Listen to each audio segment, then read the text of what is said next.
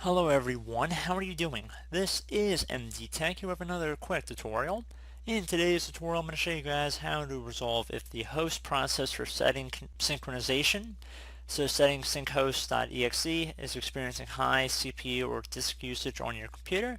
So basically this is a process that synchronizes all of your system settings among devices. So this can be a pretty straightforward tutorial and hopefully we're going to be able to address without too much of an issue. So we're going to actually hopefully resolve it by adding an ownership to the registry key.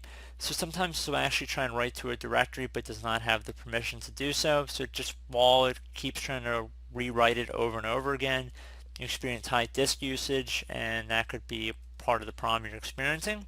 So we're going to jump into it and we're going to start by opening up the start menu. Just left click on the start button one time. Type in regedit, so regedit.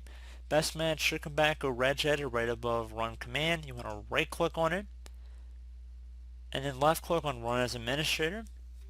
If you receive a user account control prompt, you want to left click on yes. So now that we are in the registry editor here, you want to expand the HK current user folder, either double clicking on it or left clicking on the little arrow next to it will expand. Once you've done that, you want to go and do the same thing for software and then Microsoft, so expand that one as well. And I'm going to just make this a little wider here so we can see where we're going.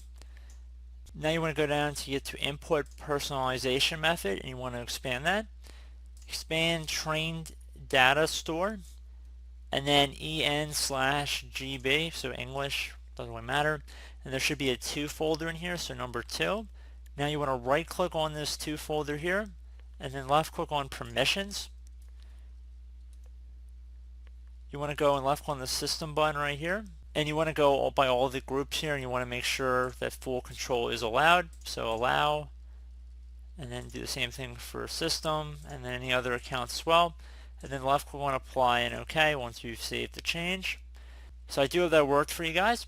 Now before you begin, if for some reason you wanted to make a backup of your registry, you're more than welcome to. So all you would do if you're unaware, just go up to the file tab at the top, left click on export, and then you just would export it somewhere on your desktop or somewhere, name it whatever you want.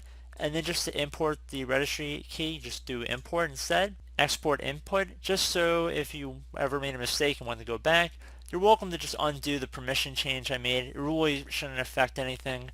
Just wanted to throw that out there. Really not too concerned about it. But I do hope this brief tutorial was able to help you guys out. And as always, thank you for watching. And I do look forward to catching you all in the next tutorial. Goodbye.